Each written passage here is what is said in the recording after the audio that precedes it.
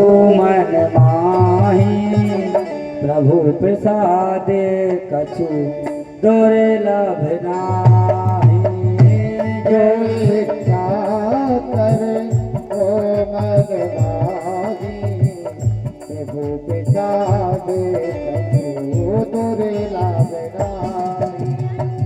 जय सिया राम जय जय सिया राम जय सिया राम जय सिया राम जय सिया राम जय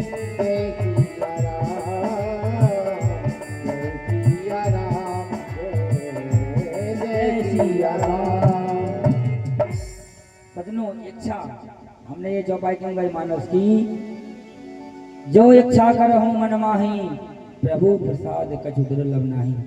हर व्यक्ति की इच्छा होती है, होती कि नहीं होती पंडित जी, कि हम कथा करें, भागवत करें, तीर्थ स्थानों पर घूमने के लिए जाएं, लेकिन मन में इच्छा करने से कुछ नहीं होता है जब तक हम उसके लिए मेहनत नहीं करेंगे।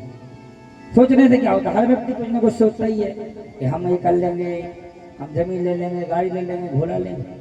हम तो यहाँ तक सोचते हैं कि हम हवाई जहाज ले लेंगे, पर सोचने से क्या होता है, प्रभु की कृपा भी तो होना जरूरी है। तो सोचने बस से कुछ नहीं होगा, जब तक आप उस पर मेहनत नहीं करेंगे, तब नहीं करेंगे, अपना बलिदान, कहने का मतलब मेहनत नहीं करेंगे, तब तक आपको वह चीज प्राप्त नहीं होगी। तो आज प्रथम दिवस की बेला में जो भी भक्त पधारे उनका स्वागत है, क्योंकि आप सब लोग जानते हैं संसार में रहते हैं, संसार की नीति को भी आपने देखा है। जब हमारे यहाँ कोई व्यक्ति सरपंच जी का चुनाव ले लो, विधायक का चुनाव ले लो, भली हम उसे नहीं जानते, भली उससे हमारा कोई काम ना पड़े, पर हमारे लिए खुशी होती है और हम उसका स्वागत करने के लिए जाते कि नहीं जाते। पर आज कितनी बड़ी बात है कि हमारे नगर में, हमारे गांव ग्राम पिपरिया में राजघाटी भी से बोलते, क्या बोलते भैया, राजघाटी बोलते हैं, राजघाटी बोलते हैं। और वो भी कहाँ, साक्षात भगवान राम के शरण में, पीछे हमारे मध्य पीछे साक्षात ब्रह्मदेव, जिसे ब्रह्मदेव कहा जाता है, हमारे तो कुल देवता हूँ। तो इनकी छाया में आज ये बड़ी सौभाग्य की बात है कि हमें कथा गायन का अवसर प्राप्त हुआ है। नैमी सारण में वटवृक्ष के नीचे और राजघाट में पीपल के नीचे, क्या सुहाना मौसम देख रहे हैं आप, एसी जैसे ठंडक आ रही है, ना पंखे की जरूरत है ना कूलर की, नौ तपा चल रहे हैं, कहते हैं इसमें व्यक्ति तप जाता है, लेकिन भगवान की ऐसी कृपा, एसी जैसा माहौल है। हे प्रभु, हम भी आपके चरणों में बार बार प्रणाम करेंगे। हे प्रभु, आपके आशीर्वाद से, आपकी कृपा से, हमारा ना कोई बल है, ना कोई विवेक है, ना कोई बुद्धि है, बस आपकी कृपा से एक कथा गायन हो रही है। हम चाहेंगे प्रभु इस वृक्ष के नीचे हर साल ऐसी कथा होती रहे। आप ऐसी कृपा बरसाना हमारे भक्तों पर और हमारे पूज्य महाराज श्री को ऐसा आशीर्वाद बल प्रदान करें तो वो निरंतर ही आपकी कथा का गायन यहाँ पर करवाते रहें। हम ये नहीं कह रहे कि हमसे करवाएं, जिनका भाव हो उनसे करवाएं। हे प्रभु, कृपा बनाना। बोले भक्त वत्सल भगवान की जय हो। सजनों, तो आप हम बता दें कि जो भी व्यक्ति आज कथा पंडाल में बैठे हैं, इन पर भगवान की कृपा हो गई। अब कैसे वो ये भी सुनिए। हमने आपसे कहा था कि हम कथा सुनाते हैं तो विस्तार से बताते हैं, क्योंकि आप ये बताओ मुल्लन भैया हैं या पंडित जी हैं या हमारे बिलथरी जी बैठे हैं, ये बताओ आज हमारे भैया या पंडित जी यहाँ पर कथा करा रहे हैं, तो अन्य लोग यहाँ पर बैठे, किसी दिन ने पैसा लिया यहाँ बैठने का, लिया कि नहीं लिया? नहीं लिया। तो अन्य लोग यहाँ पर क्यों नहीं आ पाए? इसका यही कारण है, अन्य लोग इस कथा में इसलिए नहीं आ पाए क्योंकि उनके अभी पितरों का, भगवान की और पितरों की और कुल देवता की कृपा नहीं हुई। क्योंकि ना यहाँ कोई टिकट थोड़ी लग रही है भैया टिकट लगेगी आपको कथा सुनने की। आदमी थिएटर में डांस करने के लिए जाता, पैसे ले लेकर देखने जाता है, पर यहाँ तो साक्षात गंगा जी बह रही है, यहाँ कोई किसी से कोई पैसा नहीं ले रहा है। तो इसका क्या कारण है? इसका यही कारण है कि अभी उनके पुण्यों का उदित नहीं हुआ है, भगवान की कृपा उन पर नहीं हुई है, इसलिए वो व्यक्ति इस कथा पंडाल में नहीं पहुंच रहे। जिन पर कृपा होगी आप भले कितना ही रोकोगे वो यहाँ पर आएगा, और जिनके नहीं होंगे आप उससे कहोगे चलो भैया, तो बस वो आपको टाल लेगा कि आज ये काम है कल वो काम है। जो भैया भक्त वत्सल भगवान की जय। तो निश्चित ही आज सब पर कृपा हो गई है। आइए समय का सही उपयोग करते हुए हम कथा में आगे बढ़ते हैं। आप लोगों ने कई बार ऐसा देखा होगा कि लोग हमारे गांव के और आसपास के गांव, क्योंकि मजदूरी का समय चल रहा है, तो हमारे यहाँ के और अब सब लोग यहाँ के मजदूरी करने वृंदावन जाते हैं, जाते कि नहीं जाते? वृंदावन में काम करते हैं, मजदूरी करते हैं, हर चीज करते हैं, पर उन्हें बांके बिहारी के दर्शन नहीं हो पाते। क्यों नहीं हो पाते? क्योंकि उन पर बांके बिहारी की कृपा नहीं हो पाती। हम लोग यहाँ से ट्रेन में धक्का मुक्के और ना जाने कितने पैसे खर्च करके बिहारी जी के दर्शन करने जाते हैं, लेकिन कई लोग वहाँ पर सालों साल रहते हैं पर उन्हें बांके बिहारी के दर्शन 1 या 2 बार हो पाते हैं। तो इसका यह मुख्य कारण है, जब तक प्रभु की कृपा उन पर नहीं होगी तब तक ना तो कथा और ना ही उनके दर्शन प्राप्त होते हैं। बोलो भागवत भगवान की जय हो। लिखा है सत्संग की बड़ी महिमा बताई गई है भागवत में। क्या लिखा है कि एक घड़ी आदि घड़ी आदे में पुनियात, तुलसी संगत साधु की हरे कोटि अपराध। अब ये चौपाई कहाँ की है भी ध्यान रखें, भले कहाँ की हो, लेकिन हमारे गुरुदेव ने हमें बताया कि एक समय की बात है, एक डकैती था, चोरी करने वाला, डाका डालने वाला व्यक्ति, वो हर जगह डाका डालता था और डाका डालने के पहले अपने बेटे से कहता था कि बेटे, जीवन में तुम्हें और हमें हर कुछ करना है, पर जीवन में हमें ना भक्ति करना है और ना ही सत्संग करना है। डाकू आदमी था, डाकू व्यक्ति डाकू क्या सिखाएगा? यही सिखाएगा कि नहीं सिखाएगा? बोले ठीक है पापा, नहीं सुनेंगे। बोले बस तुम कभी पढ़ लिख लो, बाद में हम तेरा बताएंगे कैसे लूटना है लोगों को, कैसे चोरी करना है। बोले ठीक है। सचनो एक समय की बात थी कि इसका बेटा बरसात के समय में कहीं से आ रहा था और अचानक से बारिश होने लगी, और जब बारिश होने लगी तो एक वट वृक्ष के नीचे रुक गया और वहीं पर महात्मा बुद्ध की प्रवचन चल रहे थे। महात्मा बुद्ध के प्रवचन चल रहे थे तो महात्मा बुद्ध से किसी ने पूछा, क्या पृथ्वी पर स्वर्ग का वास होता है? पृथ्वी पर देवताओं का वास होता है? बोले नहीं। बस उसने सुना, सुनते ही उसे अपने बाप की याद आ गई डकैती की, कि जीवन में बेटा सब कुछ करना पर जीवन में कभी सत्संग नहीं सुनना। सजनों समय बीता, उसके बाप ने अपने राज्य के राजा के यहाँ चोरी की, और जैसे ही चोरी की तो राजा पकड़ा, वो डकैती पकड़ा गया। और जब डकैती पकड़ा गया, लाख बार पूछा कि बता भैया धन कहाँ रखा है, कहाँ रखा है? उसने नहीं बताया। तब राजा के दूत मनोवैज्ञानिक सलाहकार ये गए, पूछा कि महाराज वो तो कुछ नहीं बता रहा है। बोले एक काम करो, अगर वो नहीं बता रहा है तो उसके घर में जो व्यक्ति उसको पकड़ कर ले, वो बता देगा, या फिर वो खुद ही उगल देगा, या फिर सामने वाला बता देगा। बोले ठीक है। राजा के दूध के घर पे कोई था नहीं, लड़का था, उस लड़के को पकड़ लाए। पूछा भैया तेरे बाप ने कहाँ चोर धन चुरा कर रखा है? बोले हमें नहीं है पता। बोले बता दो। बोले हमें नहीं है पता, पापा जाने तुम जानो, हम तो पढ़ाई लिखाई करते हैं। मनोवैज्ञानिक ने कहा कि ऐसे नहीं बताएगा, एक काम करो, इसके लिए शराब का नशा, इसको दारू पिला दो, मदरा, और मदरा पिला दोगे तो ये सब कुछ कर देगा। सजनों राजा के दूतों ने जाकर के बहुत सारी मदरा पिला दी, और जैसे ही मदरा पिलाई बस अच्छा हुसैन भैया को बुलाया, कहा टेंट लगा दो और स्वर्ग जैसा माहौल बना दो। कहने का मतलब ये है कि टेंट लगवा दिया, और टेंट लगवा करके उसमें एक गादी लगा दी, बहुत सारे दास दासी बिठा दिए और नशा इतना करा दिया। नशे में वो डाकू का बेटा, डकैती का बालक घूमने लगा, उसने अपना आपा खोल दिया, अट्ट का सट्ट बकने लगा। तब मनोवैज्ञानिक ने कहा, मनोवैज्ञानिक ने भैया तुमने और तुम्हारे बाप ने पाप किए हैं, लोगों को लूटा है, ठगा है, अब तुम मर गए हो। तुम एक काम करो, मरते मरते इतना बता दो कि तुम्हारे बाप ने धन चुरा कर कहाँ रखा है? नशे में था। उसने सोचा ठीक है भैया, क्योंकि मरने के मरते समय यदि राम का नाम निकल जाए तो कल्याण हो जाता है। सजनों वो बताने वाला था कि हवा चली, और जैसी हवा चली टेंट का पर्दा उड़ गया, उसका नशा कम हो गया। उसने देखा अरे ये तो पृथ्वी है, और महात्मा बुद्ध कहते थे कि पृथ्वी पर देवताओं की स्वर्ग का सुख कभी पृथ्वी पर नहीं होता है। उसकी बुद्धि चकरा गई, अरे भैया हमारे साथ तो छल किया जा रहा है, हमारे साथ छल किया जा रहा है। क्योंकि उसको पता था कि कोई भी अपराध करो, चोरी करो, और चोरी में जब तक जब्ती का माल नहीं पकड़ा जाए तब तक सजा नहीं पड़ती। और यदि हम बता दें कोई माल जब्ती का पकड़ा जाएगा तो निश्चित फांसी की सजा निश्चित है। हम तो मरेंगे, हमारे बाप भी मरेंगे, लाख बार प्रयास किया राजा ने, राजा के दूतों ने प्रयास किया, पर उसने नहीं बताया। जब नहीं बताया तो बुद्धि खराब, बोले चलो एक काम करो, दोनों को बाहर निकाल दो, हो सकता है गलत ठगी में पकड़ लिया हो।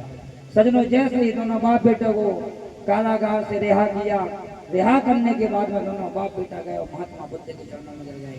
कहते हे प्रभु, हमने तो इसको लाख बार मना किया था, हे गुरुदेव प्रवचन नहीं सुनना, पर इसने 2 शब्द सुने आपके 2 शब्द सुने कि पृथ्वी पर देवताओं की और स्वर्ग की छाया कभी नहीं पड़ती। और आज उस बात को उसने ध्यान में दे दिया, भले नशे में था, बताने वाला था, पर 2 शब्द की वजह से आज हमें और हमारे बेटे को फांसी होते हुए बच गई। अब हम जीवन में ही गलत काम छोड़ देंगे तो सारा धन गरीब कन्याओं के विवाह में लगा देंगे। सज्जनों, ये है सत्संग की महिमा। लिखा है कि एक घड़ी आदि घड़ी आदि में पुनियाद, और तुलसी संगत साधु की हरे कोटि अपराध। तो ये है एक घड़ी आदि घड़ी, मतलब कितना भी क्षण हो। निश्चित आप लोग कथा में आएंगे, 7 दिन में ऐसा नहीं है कि 7 बातें अच्छी आपको ना लगेंगी। हालांकि हम तो सब भगवान की कथा सुन रहे हैं, व्यक्तिगत किसी इंसान की कथा, और हमारा तो कीरत भैया जानते, हमारे संगीत वाले जानते हैं, आप लोगों ने कथा सुनी नहीं है। तो हम आपको बता दें, जीवन से भले ही प्राण चले जाएं, भले ही हमारी एक भी कथा ना हो, क्योंकि कथा हमारी तो नहीं, भगवान की हो रही, हमें तो कोई कमी है नहीं है।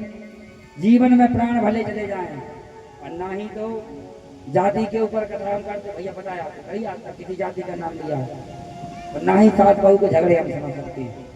हम आपको 3 घंटे 4 घंटे 6 घंटे जितनी हमारी इच्छा होगी, हम आपको सुनाएंगे तो केवल भगवान की कथा। यहाँ वहाँ के अटके झटके ना ही तो हमने सीखे हैं और ना ही हमें सीखने की आवश्यकता है। ज़्यादा भजन कीर्तन भी हमें इतना ज़्यादा पसंद नहीं है, लेकिन अब समय ऐसा चल रहा है, क्योंकि ये भजन कीर्तन की बात कब से आई, ये भजन कीर्तन की बात भी अपने मन से आई। कैसे आई? जब जानते सब लोग, बस सोचने की बात है। रावण का भाई था कुंभकर्ण, कुंभकर्ण को जब भगवान राम ने मारा तो कुंभकर्ण की पत्नी कौन थी पंडित जी? कुंभकर्ण की पत्नी, कुंभकर्ण की पत्नी थी निद्रा देवी। कुंभकर्ण की पत्नी निद्रा देवी आई और भगवान राम से कहने लगी, तुमने हमारे पति का वध किया है तो हम तुमसे बदला लेकर मानेंगे। और भगवान राम ने सोचा, अगला स्त्री है, स्त्रियों से हम युद्ध तो करते नहीं है। बोले कैसे बदला लोगी? बोले हम तुमसे धनुष बाण लठ लेकर तो नहीं लड़ेंगे, पर इतना जरूर करेंगे। बोले क्या करोगी? बोले जो तुम्हारा नाम चलता है, तुम्हारे नाम से लोग तर जाते हैं, तो जहाँ जहाँ तुम्हारा सत्संग और जहाँ जहाँ तुम्हारा भजन कीर्तन हो रहा होगा, हम तुम्हारे भक्तों के सिर पर बैठ जाएंगे, भक्त बेचारे सोते रहेंगे, और जब कोई सुनेगा नहीं तो किसी का कल्याण नहीं होगा। राम जी ने कहा, बड़ी बात सोच करके आई हैं। बोले हम भी ऐसा करेंगे, हम भी आज से नियम लगा देंगे कि जहाँ जहाँ पर ही भजन सत्संग कीर्तन होगा, वहाँ वहाँ हम कह देंगे, क्या कहेंगे? जय शब्दा नमा शब्दा संग शब्दा तथे विचार। मतलब जहाँ जहाँ भी हमारी कथा होगी, बीच बीच में जहाँ भी सत्संग होगा, जय शब्दा नमा शब्दा संग शब्दा तथे विचार, बीच बीच में ढोल नगाड़े लेकर के और जय जयकारे लगा देंगे। और जैसे ही जय जयकारे ढोल नगाड़े बजेंगे तो जो हमारे भक्त पर सिर पर आप बैठ जाओगी, निश्चित ही उनकी नींद खुल जाएगी, और नींद खुल जाएगी तो फिर वो भजन कीर्तन सुनने लगेंगे। तब से जाकर के ये भजन कीर्तन की बात आई। लेकिन आजकल लोगों ने इसको उल्टा ले लिया, कथा करने आते हैं, बस 2 मिनट हुए के फिर भजन दिया, 5 मिनट हुए के फिर भजन दिया, कथा का कुछ भी नहीं सुनाते। देखो हमें बोलने में कोई दिक्कत नहीं, हम तो दिल से बुराई करते हैं, इसलिए करते हैं, बुराई को हम गाली तो दे नहीं रहे। धर्म की पीठ पर बैठे हो, भगवान ने तुम्हें पर ऐसी कृपा की तो तुम कथा बोलने के लायक हुए, और भैया भजन ना सुनाओ, पर 2 मिनट के लिए सुनाओ, जिसमें निद्रा देवी भाग जाए और बीच बीच में प्रभु के जयकारे लगाते रहो, जिससे कथा भी पूरी हो जाए और कल्याण हो जाए। भजन तो एक से एक, अनूप जलोटा है माया, पवन तिवारी जी, और एक से एक भजन गाने वाले हैं। उनके जैसा भजन करिए हम गा पाएंगे, जब हमें पता है कि उनके जैसा हम नहीं गा पाएंगे तो काहे को अपना समय बर्बाद करें। इसलिए भगवान की कथा सुनाएं जिसमें सबका कल्याण होगा। बोलो भागवत भगवान की जय हो। सजनों, इसलिए सत्संग के बारे में बताया गया है। तो जब आप धीरे धीरे धीरे धीरे धीरे सत्संग यदि सुनोगे तो निश्चित ही फिर आपका कल्याण हो जाएगा। और जब कल्याण हो जाएगा तो फिर आपके हृदय से आवाज निकलेगी। क्या निकलेगी? कि उठे जागे मुसाफिर ओ रे भाई,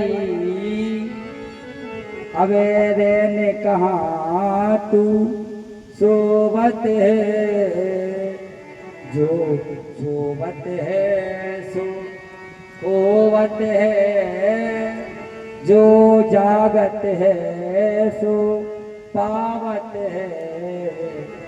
जैसे हम कहीं सुंदरकांड में जाते हैं तो सुंदरकांड में हलवा का प्रसाद बनता है, और यदि हम जागते रहे सुंदरकांड में, भले हमें नहीं आए, झूला बजाते रहो और कहीं गलती से हम सो गए तो फिर हलवा का प्रसाद भी गया।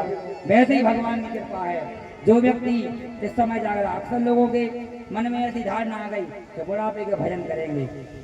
अब बुढ़ापे का भजन करेंगे तो बुढ़ापा नहीं है, आप पहले खिसक गए तो फिर तुम्हारा क्या होगा बता पड़ने से। इसलिए हर व्यक्ति को 24 घंटे का समय रहता है। 24 घंटे में तो केवल यदि हम 4 मिनट भगवान का नाम ले लेंगे तो उससे भी हमारा कल्याण हो जाएगा। बोलो भागवत भगवान की जय। आइए हम ज़्यादा समय का, क्योंकि ये तो हमने अभी आपको महिमा बताई सत्संग में जाने के अंदर, स्टेज बाय स्टेज हम जो भी कथा करते हैं स्टेज बाय स्टेज, एकदम देने के सीधे ऊपर चढ़ गए, धीरे धीरे धीरे धीरे धीरे जाते हैं। तो आइए अब हम भागवत के महत्व में प्रवेश करते हैं। और भागवत में महत्व में प्रवेश करने से पहले हम आपको यह बता दें, क्योंकि आज का समय है ऐसा चल रहा है, क्योंकि आज का व्यक्ति, हर व्यक्ति दुखी है, हम भी दुखी हैं, आप भी दुखी हो, हर व्यक्ति दुखी है। बस फर्क इतना है कि हम बता रहे हैं, आप बता नहीं रहे, है कि नहीं? दुखी इस संसार में सब लोग हैं, सुखी कोई नहीं है। हर व्यक्ति को कहीं ना कहीं निश्चित दुख है। तो भागवत जी के बारे में ऐसा बताया गया है कि भागवत जी सुनने से क्या फल मिलेगा, क्योंकि आज का व्यक्ति बड़ा ही चतुर है, काले मूल का आदमी है। यदि आप इससे कह दो कि भैया तुम अपना कल्याण चाहते हो तो ये मंत्र जपो, उस व्यक्ति ने मंत्र जपा नहीं, उसके बारे में जाना नहीं, पर बस सीधा ये कहेगा महाराज ये बता दो कि मंत्र जपने से हमें क्या मिलेगा। कहेगा कि नहीं कहेगा? इससे हमें क्या मिलेगा? भैया जैसे हम खेत में अन्न बोते हैं तो ये वो उसके थोड़ी बोते हैं कि निश्चित ही हमें फल मिलेगा, निश्चित ही उसमें 10 कुंटल निकलेगा, लेकिन फिर भी हम बोनी करते हैं, बखन्नी करते हैं, उसमें दवाई डालते हैं। वैसे ही भगवान का नाम हमें लेना चाहिए, निश्चित ही भगवान का यदि नाम हम लेंगे तो हमारा कल्याण जरूर होगा। बोलो भागवत भगवान की जय हो। तो कथा में प्रवेश करने से पहले हमें यह जानना है कि कथा सुनने से क्या फल मिलेगा। यह भागवत जी में लिखा है, क्योंकि जब तक हम किसी व्यक्ति के बारे में जानते नहीं हैं तब तक हम उसके प्रति उसका भाव, उससे प्रेम नहीं होता है। लिखा है कि जाने बिनो ना, जय हो, मानस में लिखा है कि जाने बिनो ना होए पारती, बिने पारती होए नाही प्रीति, जाने बिनो ना।